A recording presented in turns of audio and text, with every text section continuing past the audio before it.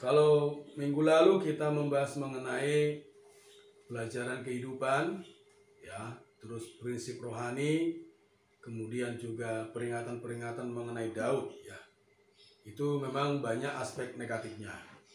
Minggu ini kita akan mempelajari dan kalau bisa kita mengaplikasikan mengenai Kristus, ya, yang dilambangkan oleh Daud. Jadi kita bisa mengatakan bahwa Daud itu, ya, Daud yang sejati itu adalah Kristus. Kristus adalah Daud yang sejati, Daud yang lebih besar, ya. Dalam pralambang Kristus, Daud melambangkan Kristus terutama berkenaan dengan penderitaannya, ya. Jadi saudari, kita melihat bahwa ada dua aspek yang utama ketika Daud melambangkan Kristus, yaitu persona dia sebagai gembala dan juga persona dia sebagai raja, ya.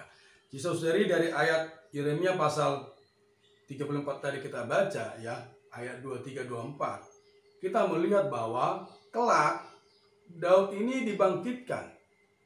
Padahal Daud kan sudah mati, ya, bahkan akan menjadi gembala dan raja bagi bangsa Israel. Jadi saudari, ini menunjukkan kepada kita bahwa dalam pralambang Daud itu melambangkan Kristus. Bahkan di Yeremia pasal 39 dikatakan Allah akan membangkitkan Daud, ya. Jadi raja yang dibangkitkan itulah Daud, ya. Ini menunjukkan bahwa inilah Kristus. Setelah Tuhan mengalami kematian, dia dibangkitkan kembali, atau boleh kita mengatakan Allah menyelamatkan dia, ya. Jadi saudari, persona Kristus sebagai gembala dan raja itu benar-benar perlu kita alami dan kita nikmati di dalam keseharian kita, ya. Saudari, sebagai gembala, Tuhan datang kepada kita terutama berkenaan dengan mungkin pengalaman kita di dalam lembah, di dalam kondisi yang rendah. Kita melihat di dalam kehidupan Daud, ya, banyak penderitaan. Dia diusir dari istananya. Bahkan ada orang yang mencemooh dia, mengolok-olok dia, ya. Istrinya dia juga mencemooh dia, ya. Jadi saudari, kita mengatakan bahwa sebagai gembala, Daud ini mengalami penderitaan. Bahkan sebagai gembala, dia memperhatikan pengikut-pengikutnya yang lapar. Kita bisa melihat bahwa dalam Matius pasal 12 ayat 3 dan 4, ketika Tuhan bertanya kembali kepada orang-orang Yahudi saat itu, bagaimana seorang Daud memakan roti sajian. Jadi dari ayat ini kita melihat bahwa walaupun memang Daud itu sebagai raja, tapi saat itu sebenarnya berkuasa adalah imam. Tetapi ketika Daud menjadi raja, ada satu perubahan dispensasional. Ada perubahan zaman. Dari zaman imamat ke zaman rajani, ya. Jadi saudari, kita melihat bahwa Daud sebagai gembala, dia benar-benar memperhatikan rasa lapar dan haus para pengikutnya dia. Saat ini pukul Kristus demikian, ya. Kita adalah pengikut-pengikut Kristus, kita adalah murid-murid Kristus, ya. Bahkan di saat murid-murid itu lapar, saat itu ada puasa, ya, lapar, dan murid-murid memetik gandum. Walaupun para agamawan mencela dia, kamu melanggar aturan. Tetapi Tuhan lebih memperhatikan murid-muridnya, kelaparan murid-muridnya. Jadi saudari, kalau kita bandingkan dua ayat ini, ya, Yeremia dan Matius ini, saudari, bahkan di Mazmur dikatakan juga hal yang sama, ya. Kita bisa mengatakan bahwa Daud ini melambangkan Kristus. Kristus adalah Daud yang sejati, ya. Jadi saudari, ketika Daud menjadi lambang Kristus, tadi saya katakan itu terutama berhubungan dengan sebagai gembala dan juga sebagai raja, ya. Saudari, kita bersyukur kepada Tuhan bahwa Dia adalah gembala kita, gembala kawanan umat Allah. Dia senantiasa merawat kita. Jadi Dia datang kepada kita untuk memberi makan kita, ya. Kita boleh mengecek dalam penghidupan kita, ya. Kalau kita lapar, ya, kalau kita haus secara rohani, kita bisa mengatakan kita akan mudah mengeluh, kita akan mudah bersungut-sungut, ya. Tetapi orang yang kenyang akan Tuhan, ya, dia akan bersuka cita. Jadi saudari, inilah tujuan Allah datang kepada kita, untuk memberi makan kita.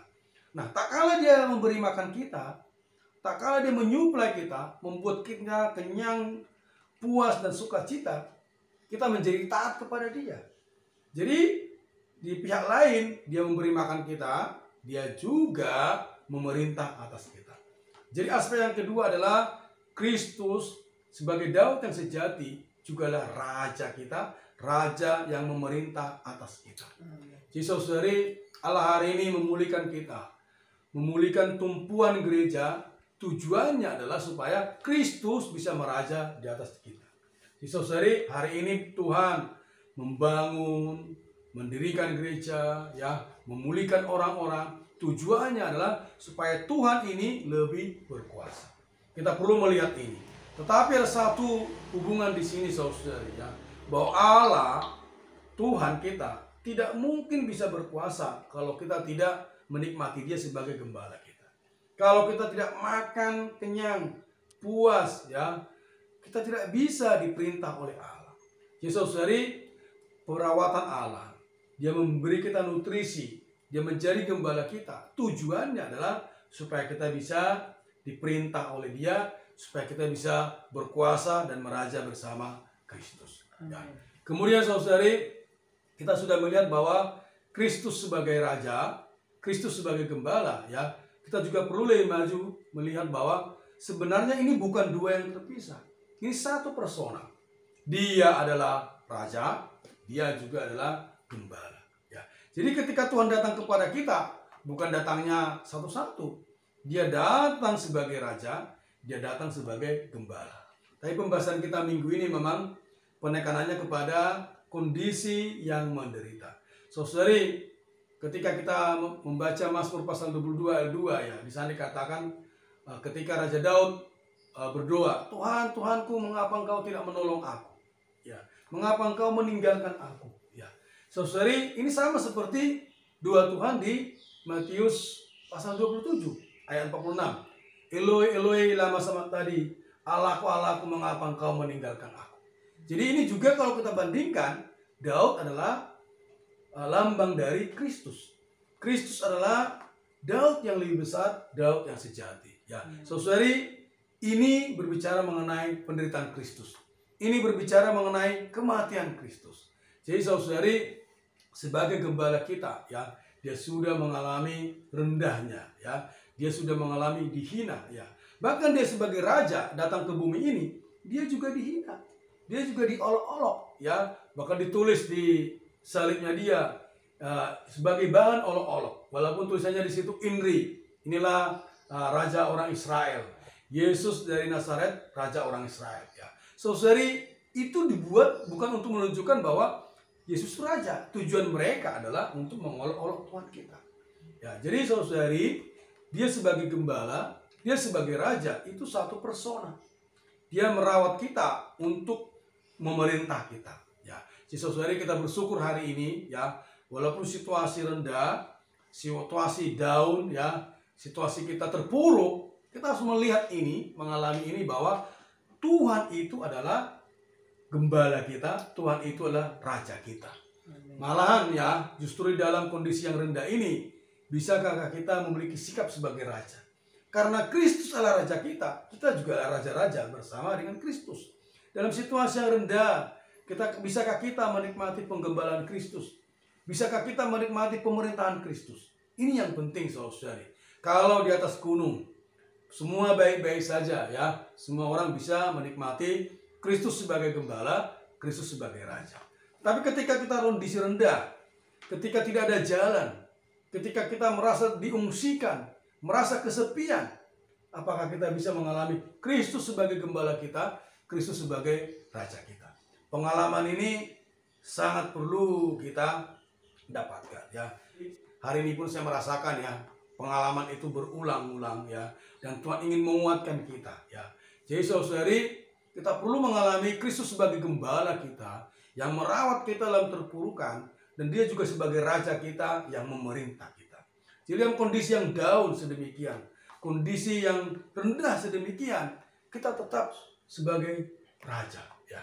Raja bersama Kristus. Jadi kita tidak menunjukkan kepada orang lain bahwa kita itu tanpa Kristus. kita tetap sukacita. Tapi bukan karena kita kuat. Itu karena kita mengalami Dia sebagai gembala kita. Ya, saya bersyukur ya berita ini benar-benar adalah satu pengalaman ya. Boleh kita terapkan dalam kehidupan kita bahwa saya juga terinspirasi ya. Daud melambangkan Kristus sebagai gembala dan raja kita, terutama di dalam penderitaannya. Jadi Allah menderita melalui kematiannya, melalui Kristus ya. Itu adalah sebagai raja dan gembala kita. Semoga kita melihat perkara ini ya. Bahkan kerajaan Daud itu melambangkan kerajaan Kristus yang akan datang. Amin. Jadi ada di surga, ada di bumi. Di surga itu para pemenang, raja-raja bersama Kristus. Di bumi ada bangsa Yahudi, ada juga bangsa-bangsa lain yang dipulihkan ya. Jadi saudari, Allah memanggil kita hari ini untuk meraja bersama Kristus. Allah menggembalakan kita hari ini untuk meraja bersama Kristus ya. Jadi kita perlu terbuka kepada Dia. Saya sangat yakin ya, walaupun kelihatannya tidak ada hal-hal yang baik mungkin ya, tetapi di setiap zaman Allah membangkitkan para pemenang. Allah membangkitkan raja-raja bagi Dia ya. Jadi saudari, Allah kita itu haus ya, Tuhan kita itu haus akan pemenang. Jadi ketika ada orang yang persembahkan diri kepada Dia ya, dengan sukarela mengatakan, Tuhan aku bagimu, Tuhan kita itu seperti dia iri ya. Dia mengatakan embun dari kandungan pajar. Jadi saudari, Tuhan kita itu mengumpulkan dirinya seperti tanaman. Kalau kita bangun pagi ada embun, itu mengairi tanaman. Di saat kekeringan, kalau tidak ada embun, tidak ada yang bisa mengairi tanaman itu ya. Jadi saudari, di saat kering pun ya, di saat situasi kelihatannya orang tidak banyak mengasihi Tuhan, Tuhan tetap membagikan orang-orang yang menang, raja-raja bagi Kristus. Dan Allah sangat senang ya dengan orang yang mempersembahkan diri. Dia merasa diberi minum, ya, dia merasa diberi air ya, karena ada orang-orang yang persembahkan diri. Respon kita kepada Kristus sebagai gembala raja kita adalah kita perlu mempersembahkan diri, supaya kita bisa mengalami Dia sebagai gembala kita, sebagai raja kita ya. Jadi saudari, inilah kesimpulannya. Kesimpulan yang pertama adalah kita perlu mengalami Dia sebagai gembala kita dan juga raja kita. Kita perlu mengalami perawatan sang gembala ini. Kita perlu mengalami pemerintahan sang raja ini. Terus yang kedua ya, kita juga perlu melihat Allah memilih kita berada dalam pemulihan Tuhan. Tujuannya adalah supaya kita meraja bersama Kristus. Jadi Allah memulihkan kita mempersembahkan diri bagi Tuhan. Itu tidak sia-sia. Tuhan ada target, ada tujuan di atas diri kita, supaya kita bisa menjadi pemenang, meraja bersama Kristus. Ya, jadi 2 poin ini semoga menjadi pengalaman kita yang hari demi hari membuat kita sukacita. Mari kita berdoa. Amin. Tuhan Yesus, terima kasih ya Tuhan. Kami bersyukur kepadamu. Bahwa Dikaulah gembala kami, Dikaulah raja kami Tuhan. Untuk masa-masa yang rendah yang kami alami, kami menengadah kepada Tuhan, memohon belas kasihan-Mu. Biarlah kami tetap Tuhan bersikap sebagai raja, karena Tuhanlah sang raja kami. Terima kasih ya Tuhan. Kami serahkan diri kami ya Tuhan kepada pengaturan kasih-Mu. Tuhan berkatilah saudari ya Tuhan, supaya kami berada pada tumpuan gereja yang tepat, memberi kesempatan kepada Kristus sebagai gembala dan raja kami. Terima kasih Tuhan. Terima kasih Tuhan. Amin. Dikaulah raja. Amin. Jadi raja kami. Amin. Oh, hari ini Kau mendapatkan kami. Amin. Kau ingin Ya. Kau membawa diri kami. Tuhan Yesus. Supaya kami senantiasa nyaman dan puas. Amin. Terus menikmati diri-Mu. Ya Tuhan. Dikaulah suplai limpah lengkap. Amin. Sehari-hari bagi kami ya Tuhan Tuhan. Yesus. Oh, Kau ingin. Amin. Oh, supaya kami bisa meraja bersama-Mu kelak. Amin. Oh Tuhan, terima kasih Tuhan. Terima kasih Tuhan. Amin. Tuhan. Amin. Oh, kami mau, Kau adalah raja kami. Amin. Oh, Kau juga gembala kami Tuhan. Ya Tuhan. Oh, kami adalah domba-domba-Mu. Amin. Oh, gembalakanlah diri kami Tuhan. Tuhan Yesus. Oh, kami ingin bertumbuh. Amin. Oh, di dalam gereja-Mu Tuhan. Amin. Oh Tuhan, kami juga ingin memiliki sikap seorang raja. Amin. Oh, yang tetap kuat. Ya. Oh, meskipun dalam keadaan susah Tuhan. Amin. Tuhan Yesus. Tuhan Oh, Yesus. kami perlu diri-Mu Tuhan. Amin. Amin. Terima kasih Tuhan. Amin.